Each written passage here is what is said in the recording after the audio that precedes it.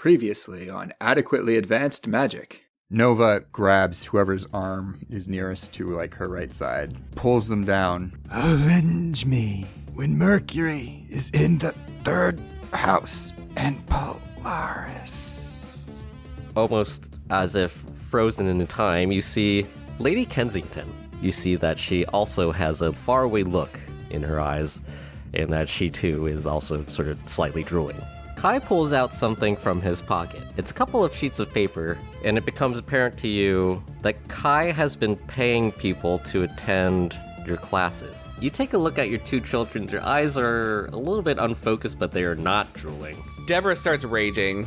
All she can see is blood towards this being that is clearly controlling her beautiful children.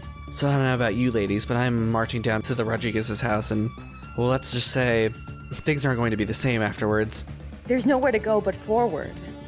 Welcome to Falcon's Reach, a city in which magic is technology. You're listening to Adequately Advanced Magic.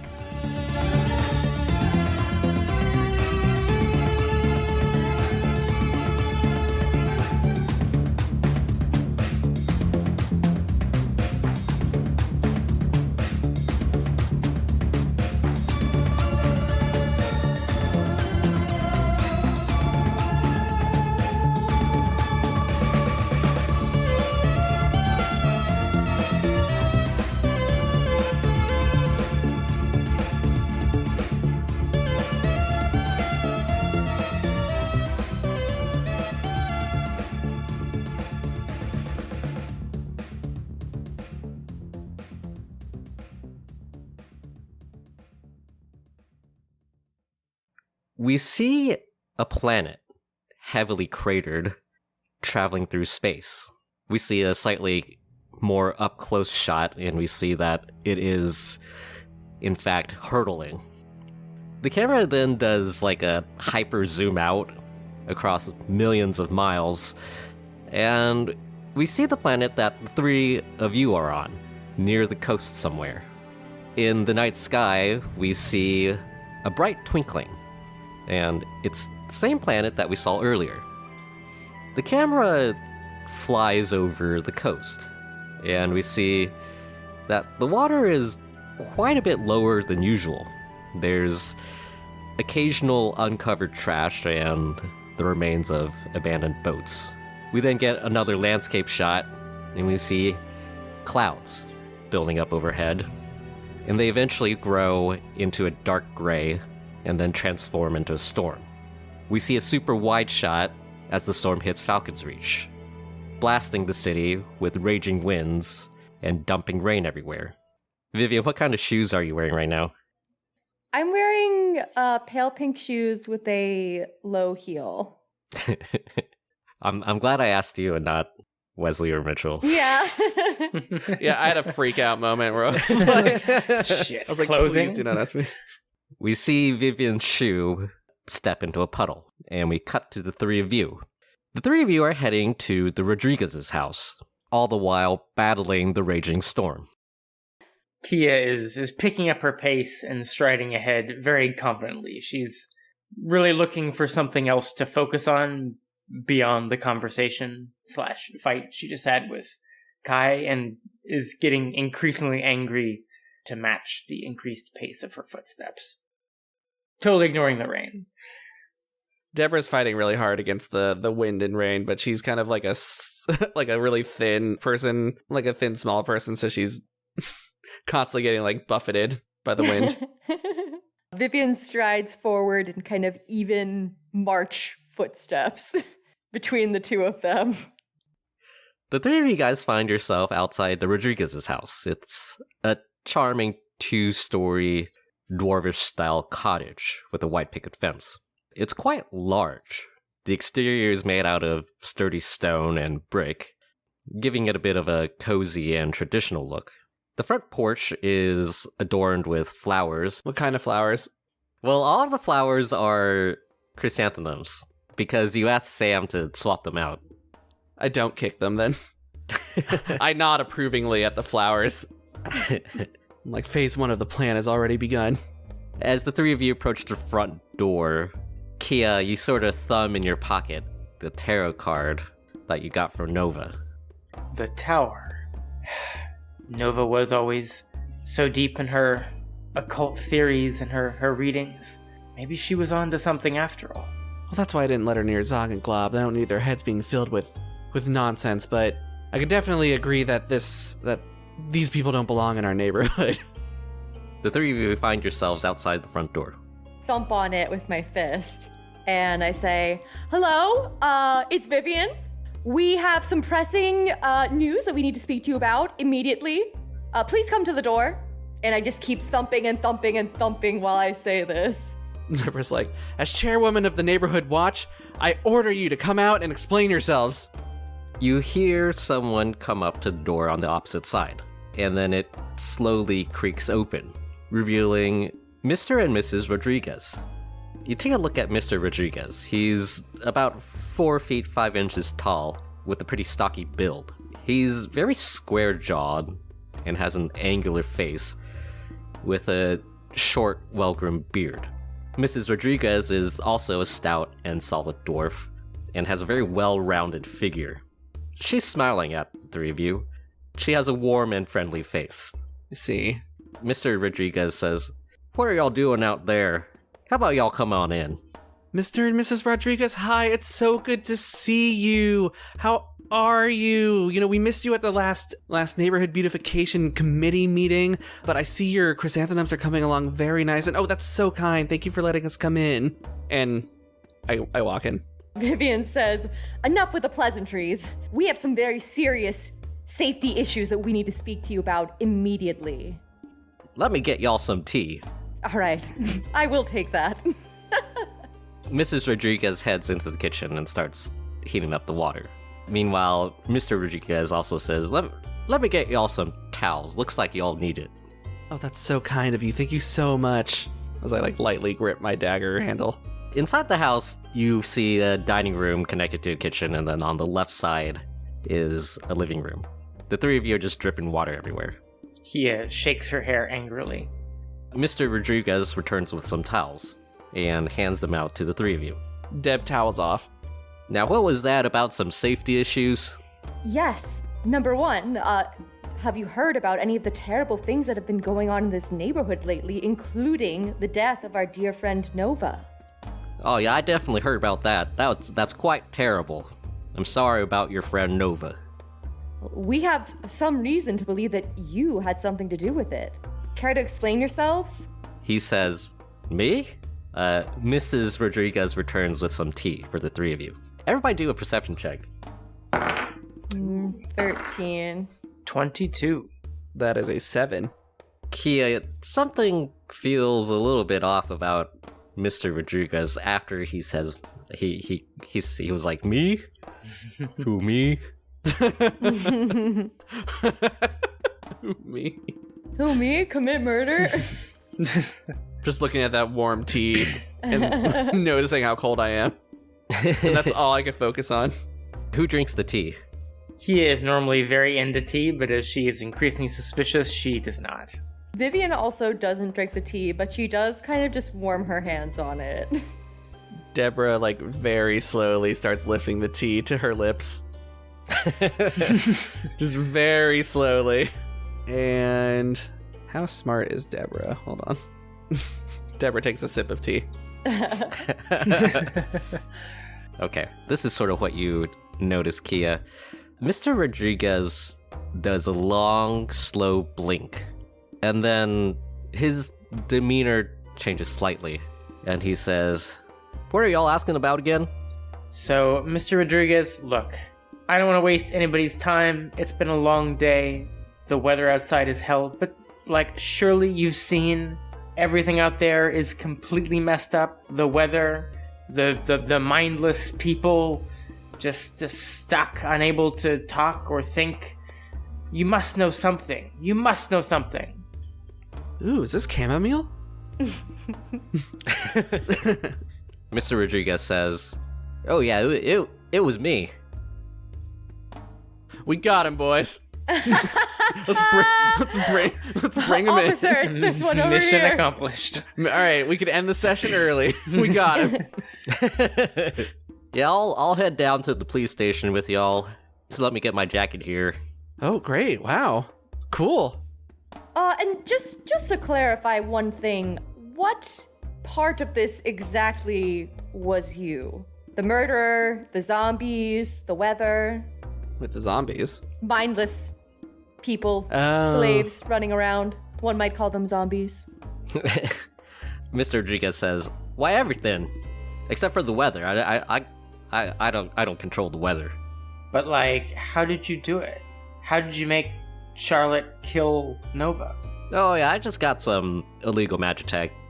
He puts on his jacket. Kia was hoping for a fight and is unsatisfied by this. Vivian revs up the weed whacker, but it kind of revs like questioningly. It's like, "Wah, wah." Are you able to fix my beautiful children? They don't seem to be acting themselves. Oh, they'll be just fine. Just to clarify, what was this magitech that you used to make my only daughter murder one of my best friends? And are you going to please bring proof of this when we go to the police station? He says, "Oh yeah, it was and then you hear him for a hot second grumble in a language that you have never heard before." Bless you. I'm sorry, I couldn't just, being such a protector of this community, I couldn't help but kind of hear that note of foreign language. What exactly was that? That's just some dwarvish. Well, I damn well know dwarves. I'm sure that was not. So try me again. I don't know, that checks out to me. I don't, dwarves, I don't really try to, like, understand them too much. Vivian, what's the problem? We have a way to get Charlotte out of jail now, and everything's gonna go back to normal. It just feels too easy. My reporter skills, there's just my gut is just telling me that there's something we're missing here. And of course I want my daughter out of jail, but I just want to understand. I don't want to go down a dead-end road. All right, I'm ready. Take me away, girls. You heard him, gals. Let's go. I call out to Mrs. Rodriguez since she has not left the kitchen, apparently. Is she still in the kitchen? Yeah. What's her first name? Mrs. Marguerite. Marguerite. Okay. Considering I know them, I call out, "Excuse me, Marge, just want to make sure that you're quite all right with us taking your husband to jail and throwing him in for murder." Oh yes, I'm perfectly fine with that. All right, great. It could not have worked out better. This is how I'm rationalizing Deb failing her perception check. By the way, I mean, like, maybe it's best if we all go down to the police station, right, Marge? I mean, if I must. Well, did you play any role in these terrible, terrible events, Marge? Of course not. It was all Mr. Rodriguez. Well, Well, don't you feel any abject horror at the knowledge that your husband is a cold-blooded killer? Vivian, go ahead and roll a history check. Some people just turn out to be killers, and that's okay sometimes. 13. You find it a little bit peculiar that Marguerite referred to her husband as Mr. Rodriguez. You're pretty sure you've never heard of that before. Coming from her, at least. That's true. I say something along the lines of, recognizing this as odd. I just ask, "Oh, and by the way, what's his actual name?" Let's go, Stuart. By the way, Marge, when is your and Mark's anniversary? I know that's coming up. Wait, Mark or Stuart? Huh. I'm trying to catch her in a lie. Oh. Deborah just says that out loud. I whisper that to her. I'm trying to catch her in a lie. Why are you trying to catch her in a lie? Mrs. Rodriguez says, "Oh, it's June 9th. Well, that's a bit odd because your husband's name is Stuart. Brr, brr, brr. The two of them sort of just blink at you. Mr. Rodriguez still standing near the door with his jacket on, is just like, so we going to prison? So like, yes, Stuart, we are going to prison, but I think maybe we should take a little bit of a look around your house first. You know, just to like get some evidence and things like that. No, I think we should go to jail. Really, that's a job for the police. Kia just ignores him and starts going down a nearby hallway, just looking for rooms to go barge into. As you begin to head down the hallway, Kia, with sort of terrifying speed, Mr. and Mrs. Rodriguez get on all fours. Oh, shit. Well, this is definitely unusual. And lunge at you. And go ahead and do a dexterity saving throw. Ooh. You get +3. You get +3. I dramatically drop the tea cup, and it shatters very dramatically. Ooh, as this happens. good touch. Oh my god, that's so +3 from you plus my normal thing. That is 28. Damn! Out of the corner of your eye, you see Mr. Rodriguez lunging at you from behind, and you just duck out of the way. His body slams into the hallway wall. You also see Mrs. Rodriguez coming for you. She lunges for your legs, but you jump nimbly out of the way. Her head smashes against a nearby counter table. Mr. and Mrs. Rodriguez sort of twist their bodies awkwardly to look back at the three of you, and they prepare to lunge again. What do the three of you do? Stu, March. Kia immediately begins attacking whichever two of them are closest. I'm going to try to tackle one of them before they can lunge at us. So I'm gonna, the best defense is just offense. So yeah, I'm going to just like try to restrain or jump on top of and restrain, let's say Marge. I'm going to rev up the weed whacker and take my action to basically wait until they come into combat range.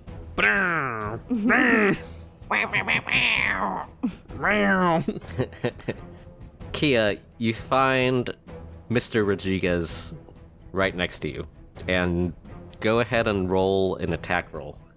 Kick him in the face. 19. I guess this is sort of an important question. Lethally or non-lethally? How close was the relationship between Kia and these dwarves previously? Both have attended your classes prior, but whether that was paid or unpaid, you're not sure. I mean, I guess if there's some tie beyond just being neighbors, then I suppose I would try to somewhat pull my punches. Okay. You kick Mr. Rodriguez, and there's a nasty cracking sound. And he goes limp on the floor. Meanwhile, Deb, go ahead and do a contested strength roll against Mrs. Rodriguez. There's a feature of my character that I forgot about last session called Whispers of the Dead, which is whenever I finish a short or long rest, I can choose a skill or two proficiency that I lack and gain it as for the time being. And we short rested last time. So as a ghostly presence shares its knowledge with you. So I'm gonna choose athletics and say my deceased husband is sharing his knowledge with me. Rex is like, I know you killed me, but this isn't the way I want to see you die. Cheat code. So I'm gonna get a little You have more suffering. You have more suffering or hurt. All right, so that'll be a 23. Yeah, she rolled a 3. All right. You wrestle Mrs. Rodriguez to the floor. I got her. And in my inventory I have manacles, so Nice. I'm gonna manacle her up. This is the neighborhood Okay. watch. Everyone carries Yeah. manacles in Yeah. the neighborhood watch. Yeah. Yeah, I forgot to have yours delivered to you, but you should get them in the mail within 3 to 4 business days. Like, now, Marge, that wasn't very nice. As you take a look at her, you see a familiar look. Her eyes are now unfocused, and she's drooling everywhere. Mr. Rodriguez is unconscious, close by. Wow, Kia, you got quite the leg on you. I gotta tell you, I was not expecting this. I mean, they freaked out. They came after me. Clearly, they don't want us to see what's in this house. Or if not them, something. Or someone that's controlling them. I mean, she didn't even know her own husband's name. That's not the Marge we all know. Wow, I didn't even pick up on that. Your journalistic instincts are so sharp, Viv. Thank you. All right, well, shall we split up and see if we can find anything? I briefly check to see if Mr. Rodriguez is still breathing. You bend down and check. He is in fact still alive. I look awkwardly from side to side. Hopefully, no one is judging me for excessive force against this elderly dwarven man. Vivian says, well, it really looks like he's not going anywhere, so I think some further investigation is certainly needed. I sure hope whatever sort of magics they're under, they don't remember what just happened. That would make our next neighborhood barbecue considerably more awkward. What's the layout of the house? The three of you are on the ground floor, and this is where the kitchen and the dining room and living room are. They're pretty large. You rather quickly deduce that upstairs is where the bedrooms are. And judging from one of the doors on this floor, there's also a basement. Well, so we had pretty good luck in looking through basements and attics before, so maybe we should go take a look downstairs? I think that sounds reasonable. Sure, I suppose if you wanted to hide something, that's the first place I would do it. Who wants to go first? Kia strides confidently ahead, arbitrarily kicking down every other door she passes on her way. My hero.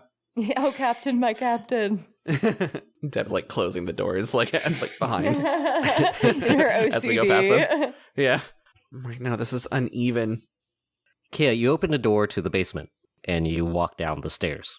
Vivian and Deborah, you guys follow? Yeah. Vivian, feeling kind of invigorated by her deductive skills, feels the need to take some more pixie dust and reaches into her pantsuit pocket, only to remember that she's out. And a pit kind of just grows in her stomach, and she starts to sweat before following her friends downstairs. Deb and Vivian, go ahead and do a Constitution saving throw. I got 25. 15. Deb, there is something in that tea. Uh-oh. Your stomach hurts, but you're otherwise unaffected. I make a mental note of where the bathroom is that we pass by. For if needed.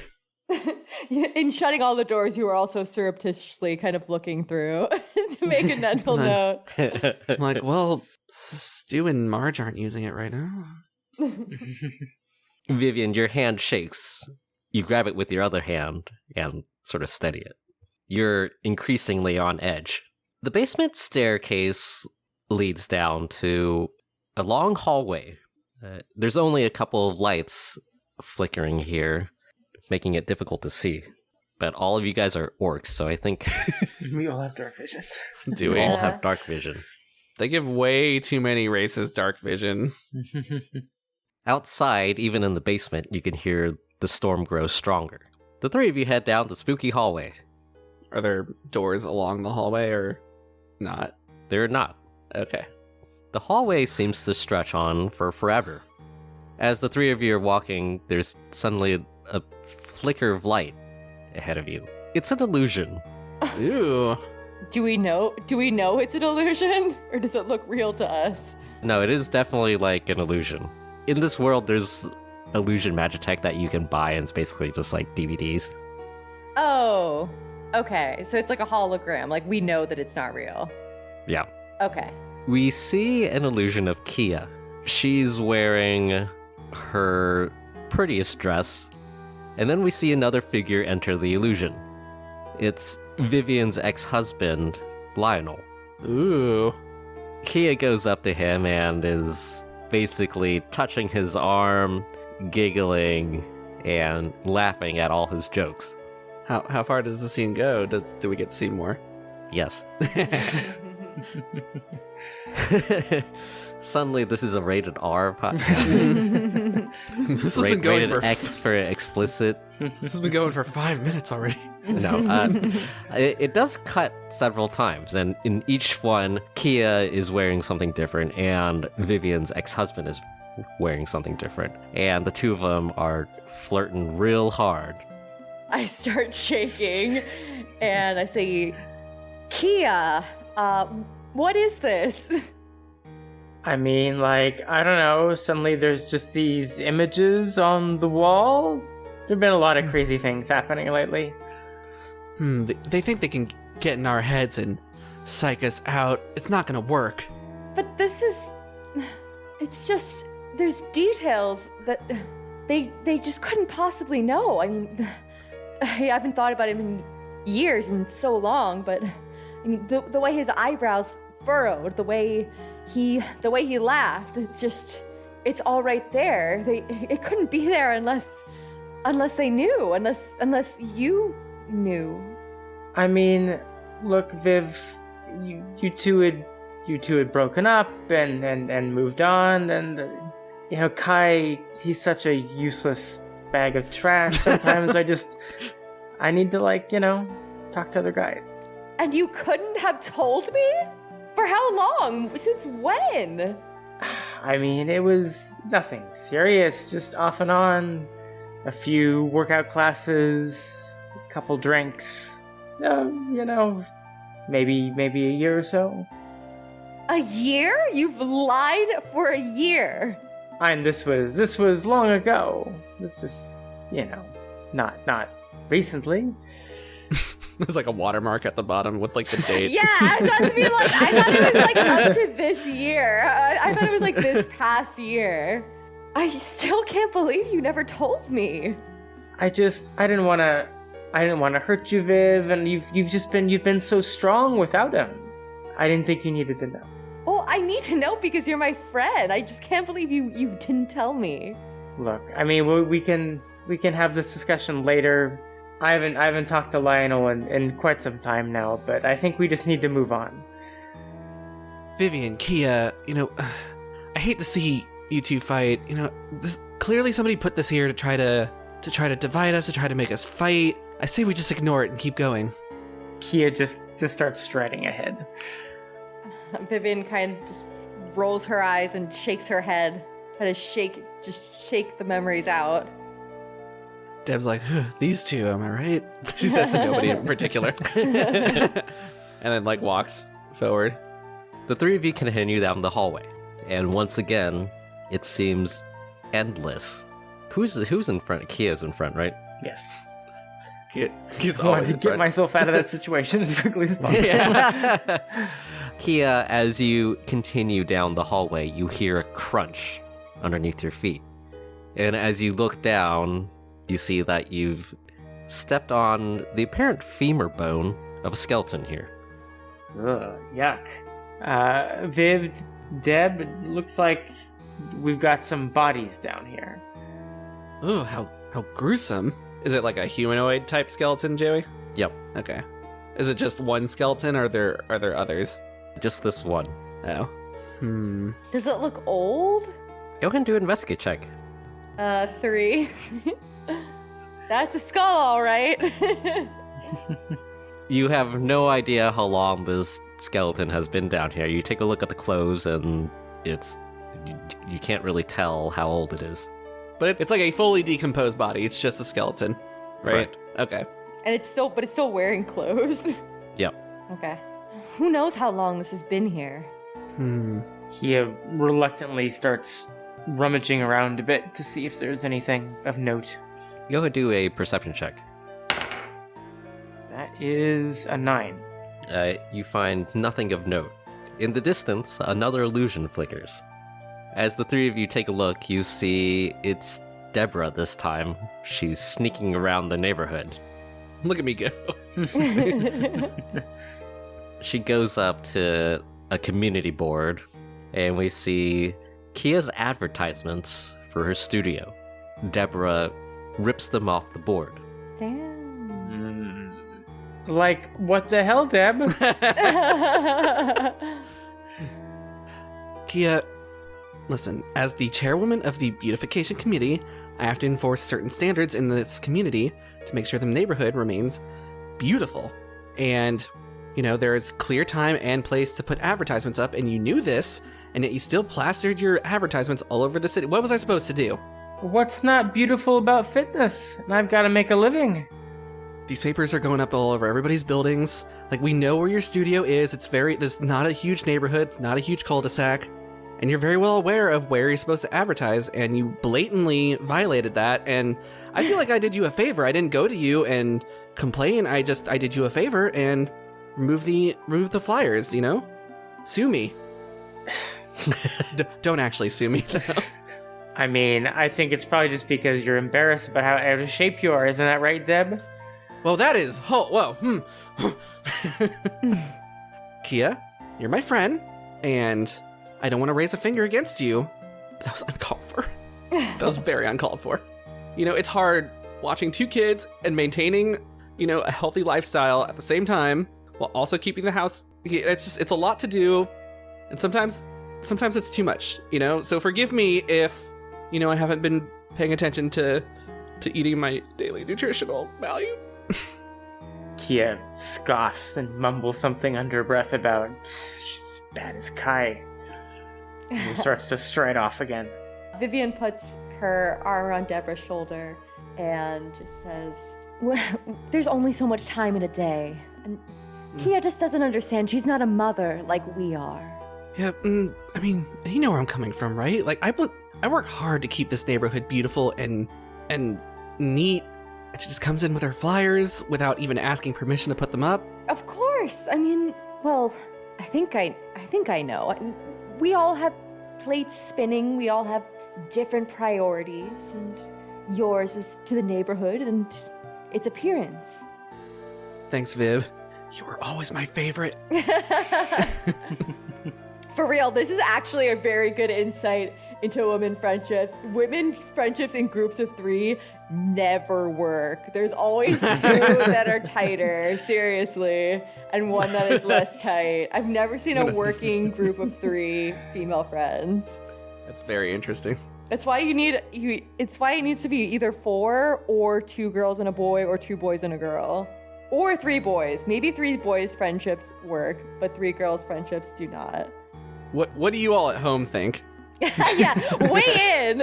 Tell us below in the comments. The 3 of you continue down the hallway. A couple of minutes later, Kia, you're still in front, right? Yes. You feel another familiar crunch underfoot. You look down, and it's that same femur that you stepped on earlier. Like, Viv? Deb? Are we going in circles? Now, are you sure it's the same skeleton? I mean, some they all do kind of look the same. Does it have the same clothing as the last skeleton? It does. I mean, like, I'm no expert on skeletons, but this one looks like it's dressed the same as the last one, so... Okay. Deb turns around, like, to look behind her. Can I see, like, where we entered, or is it all just one big hallway? It's just one big hallway, as far as you can see. So we can't even see the doorway that we entered down? Correct. Ladies, I don't get unsettled often, but this is pretty dang unsettling. We couldn't even leave now if we wanted to. Well, it doesn't seem like we're getting or making any progress going forward either. But, like, do we have any other choice? Well, now we Suppose don't. Kia, somewhat less angrily and more trepidatiously than before, strides forward. You stride forward. A couple of seconds later, another illusion plays. This time we see Zog and Glop. Oh, my beautiful angels. I feel better already. They are destroying someone's yard. They play a little rough, but, that's just my beautiful boy and girl. In the distance, we see Charlotte, half paying attention to the 2 children, and then we see Vivian. Vivian gently shoos the 2 children to a nearby patio table, and then hands them junk food. Oh my god. Stop the podcast. Is that the whole thing? Yes. The junk food is poisoned. Dude, you don't even know. Some moms are so particular about that type of thing. I'm sure. And that's exactly what Deb is. Vivian, pardon my French, but what the actual fuck? Well, Deb, I mean, Charlotte babysits Zog and Glob fairly frequently in the summer, and they tend to be a bit rambunctious. They've nearly torn up my garden quite a few times, and I felt a bit of reward was necessary to keep them on the straight and narrow. I hope you don't mind. I mean, when you say things like that, I'm not surprised Charlotte's in jail. But... Ooh. Vivian growls. She goes, I cannot believe that you just said you're not surprised that my daughter is in jail. My daughter is a straight A student. She does debate team. She is a pinnacle of this community. Your children they're ill-behaved. You can't control them. They destroy everything they touch. Well, my children aren't murderers, first of all. And second of all, they are perfect. They're growing. They have a little bit of excess energy. That's okay. And, maybe they wouldn't be destroying so many things if you secured your property a little bit better, if you didn't feed them junk food, because apparently you're doing this regularly. It didn't seem like it was a new thing for you in this. The junk food is the only thing that makes them not destroy my house. Oh, now you're lying? I Okay, am not well- lying. I promise you that. Oh, I take back what I said about you being my favorite. And henceforth, you're never allowed to watch my beautiful angels ever again. Good. My garden will be glad for it. And I can't believe you just said my daughter was a murderer. I can't even respond to that. I mean, I just sort of like gesture around. I mean, my daughter would never, of her own volition, hurt a fly. She is harmless. She's an angel, unlike Zog and Glob. Hold me back, Kia. Hold me back. Kia, meanwhile, is just standing there, with both her hands raised in fake mouth gestures and, looking back and forth and kind of chuckling as they do, the fake talking thing. Wah. Yeah. Deb just, pulls out her dagger and, points it at Vivian and says, "We're gonna discuss this later." Resheathes it. Vivian revs the lawnmower in response. Look, you two, we're in this nightmare hallway in a basement while the whole world falls apart around us. It's just kids. Move on. All kids suck. But she fed them junk food, Kia. Well, then we'll work it out of them in the children's workout classes later. Deb just storms ahead angrily. Vivian takes the tail to give Deb space. This same cycle happens a couple of times. You guys encounter the skeleton, and then soon after, an illusion plays. We see a couple of them. We see Deborah very obviously murdering her husband. We all knew that one. Show me something I don't know. But also sneaking behind one of the school's talent shows in an apparent attempt to sabotage Charlotte's harp strings so that Glob's oboe solo would win. Oboe solo. From Deborah's point of view, we see on stage Charlotte playing the harp. Half the strings snap. Oops. But she continues to play regardless, and she wins first place. We also see from Vivian's point of view that she never saw any of this. She was too busy doing drugs in the restroom. And we also see an illusion of Kia spreading rumors about Nova, nasty rumors, as part of an attempt to corner the market on bored housewives. After several iterations of this, tensions are high. Vivian says, I've had enough, and tries to just crush the skeleton into atoms. I take back what I said about you being my favorite. Yes, you've said that multiple times. Before I saw you sabotage my child, I say while stomping on the on the skeleton repeatedly. Oh, you didn't even see it. You were busy shooting up in the bathroom. I just saw it now, didn't I? Yeah, a little too late. At least I saw my child perform. I mean, I have stress from work. I have a job. Yeah, so does everybody. What's yours? Consultant. So basically, you're like a pampered chef mom.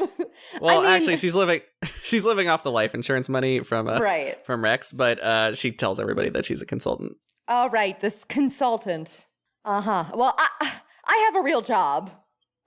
Oh yes, writing propaganda for the local newspaper. I'm a pundit on television. Illusion vision. Illusion vision. Magic vision. They're illusions, Michael. Oh, and how are your ratings doing? I hear not super well recently. They dip in between election cycles. And Kia, I don't really feel one way or the other about the Nova thing, actually. Like I said before. And Kia, I mean, if I can just bring myself away from Deborah sabotaging my child, I cannot believe you were the one who cried the hardest when Nova died. I can't believe that you were the one making her life so miserable while she was still here. Look, Viv, I was sad and broken up just as much as you when Nova died, but a girl's got to make a living. And I mean, come on, you never believed any of that tarot and crystal nonsense either, did you?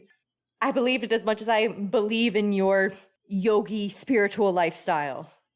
Look, my work helps women become strong, more independent. You can't argue with those results. Well, I mean... Kia flexes. See, look at it. Kia sees Vivian lose her temper and smash the skeleton, and she goes over and starts joining her in smashing it also.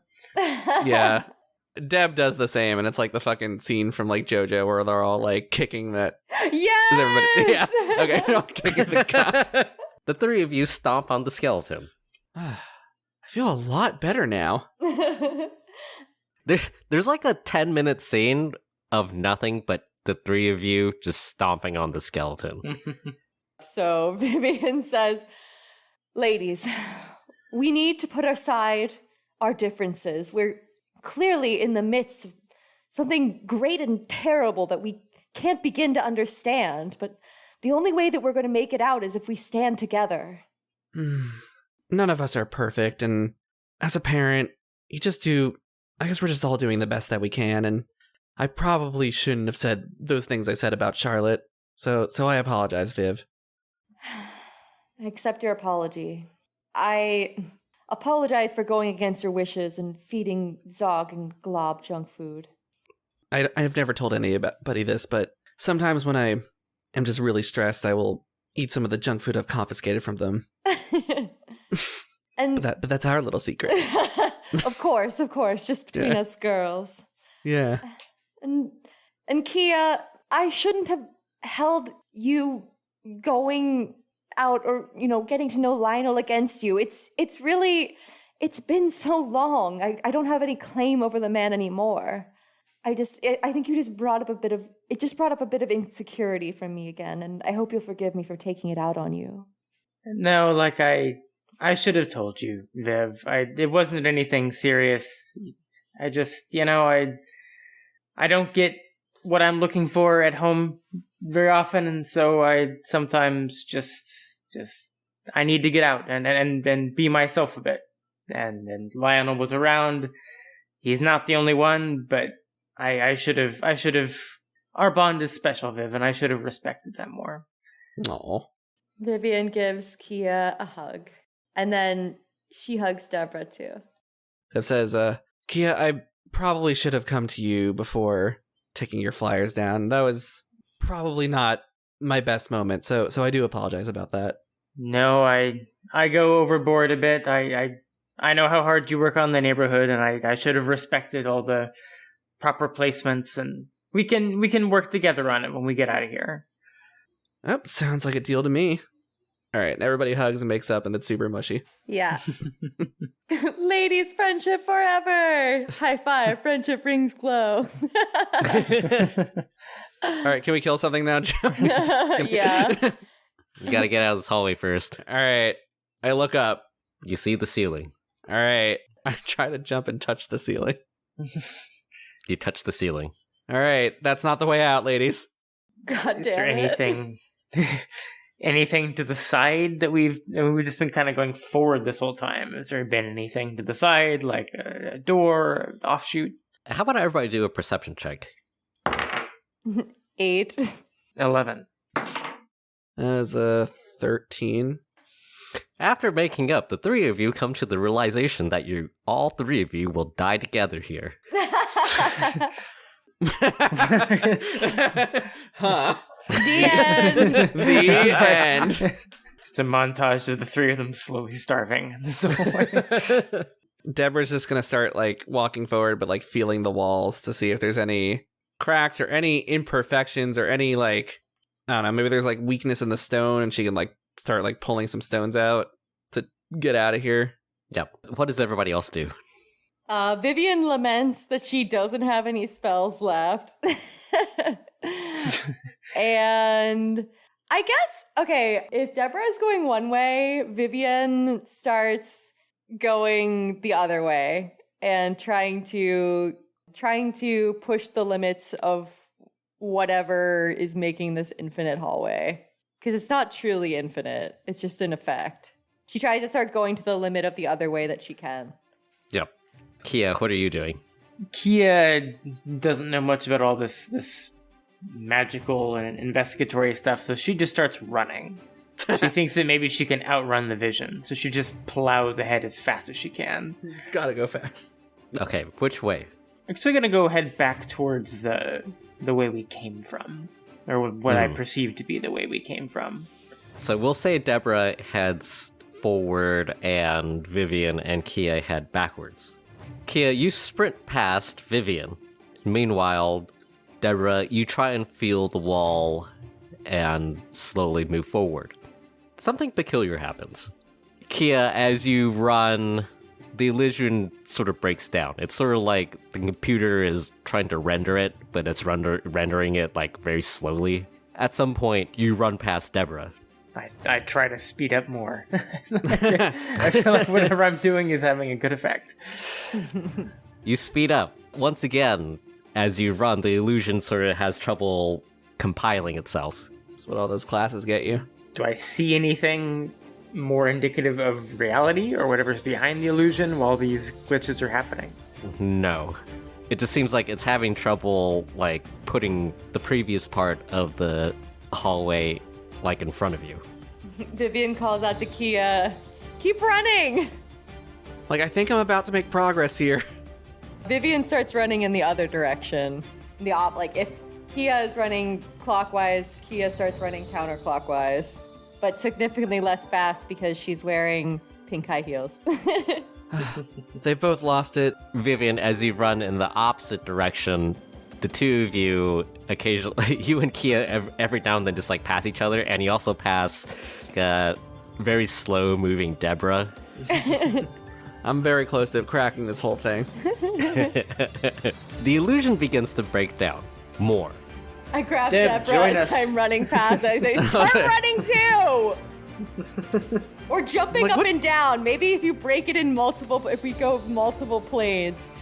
But Vivian doesn't say that. Vivian just says, move faster! Deb, your journey to fitness begins now. We need you to run. All right, if this is what you need to calm down, then I'll join you in this run, and I do quotation marks, and then I run in the same direction as Kia. You jog significantly slower than Kia. Kia and Vivian, the two of you are running faster than Deb.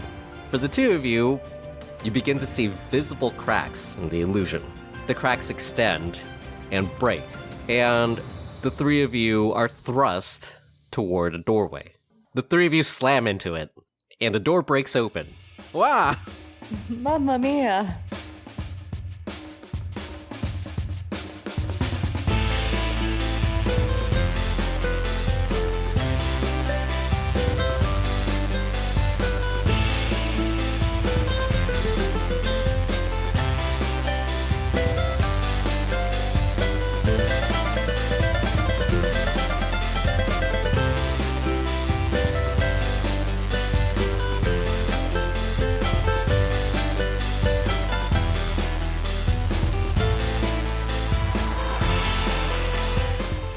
Hey everyone, this is Joey, your occasionally adequate dungeon master.